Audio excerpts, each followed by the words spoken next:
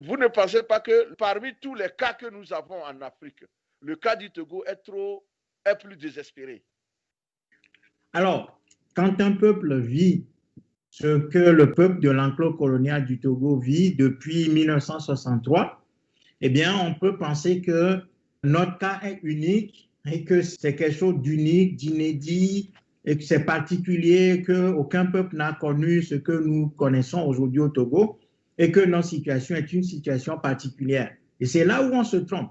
La situation au Togo est une situation classique, historique. À chaque fois qu'un peuple se retrouve dans une situation de faiblesse sur le plan idéologique, organisationnel, discipline, matériel, spirituel, c'est terminé. Donc, ce que nous avons là au Togo, c'est quelque chose qui est tout à fait classique et il faut que les Togolais sortent d'abord de cette considération qu'ils ont de la situation au Togo en la particularisant à l'extrême, ce qui fait même que de cette particularisation extrême, on adopte des comportements et des solutions qui n'ont jamais existé nulle part. C'est-à-dire que tout le monde démissionne aujourd'hui tout en espérant que le régime parte. Non. Donc, il faut considérer ce qui nous arrive au Togo comme quelque chose de normal, comme quelque chose d'historique, comme quelque chose qui s'inscrit dans l'histoire et comme quelque chose qui appelle les Togolais à une action organisée libératrice. Pour le moment, nous n'avons pas encore rempli les conditions, aussi bien subjectives que objectives, de la victoire. C'est pour ça que ce régime continue de nous embêter et à s'imposer à nous. Et si nous ne prenons garde, ce régime va continuer encore 50 ans. Et Faure Gnassingbé risque d'être remplacé par son fils et son petit-fils plus tard. Parce que les Togolais sont en train de filer du mauvais coton en transformant cette lutte-là en une compétition entre partis politiques. Voilà, il ne s'agit pas de désigner le parti politique le plus opposant à ce régime-là. Il s'agit, voilà, parce que progressivement, les Togolais ont transformé leur combat en un combat de désignation de l'opposant le plus radical, du vrai opposant. Ouais, voilà. ouais. Et on a créé deux catégories d'opposants, à savoir les vrais et les faux.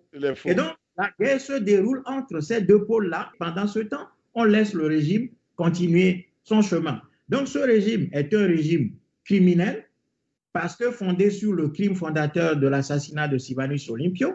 Ce régime n'a pas de morale, ce régime n'a pas d'éthique, ce régime ne changera jamais.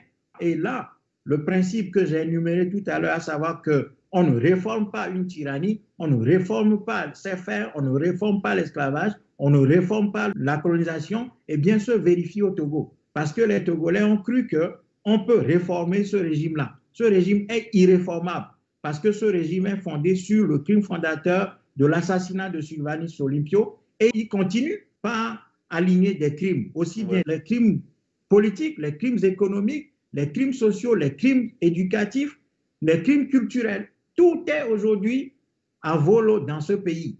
Et donc, il faut que les Togolais dépassent la simple analyse qui est de particulariser notre question en la faisant quelque chose d'unique dans l'histoire, de sorte que finalement on dise que la solution viendrait de Dieu, que le peuple a trop donné, on a tout donné, on n'a pas changé le régime, que les opposants nous ont trahis, que tout le monde se retrouve dans la position de coupable et que le peuple a tout fait juste et que par conséquent, ce qui reste au peuple, c'est de croiser les bras en attendant l'arrivée de Dieu qui va le sauver. Non, ces solutions n'existent pas dans l'histoire. Ces solutions sont inopérantes dans l'histoire. Donc les Togolais doivent se ressaisir, comprendre que ce régime ne changera jamais et que les partis politiques ne sont pas destinés pour mener une lutte de libération. Les partis politiques au Togo et ailleurs en Afrique sont créés après le discours de la Baule.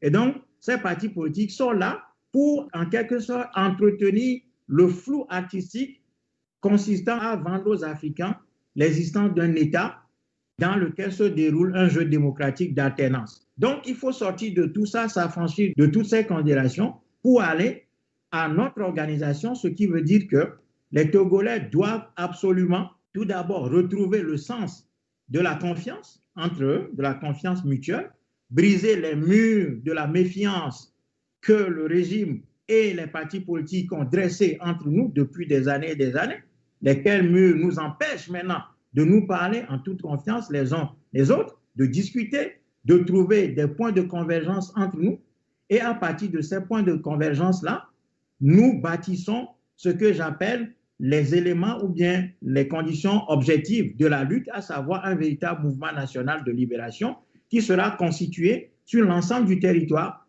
pour pouvoir opposer une résistance implacable au régime et renverser les rapports de force en notre faveur. Cela demande un travail scientifique, méthodique, cela demande du calme, de la planification et de la solidité des connaissances historiques pour savoir ce que les peuples ont toujours fait pour s'affranchir de leurs dominateurs.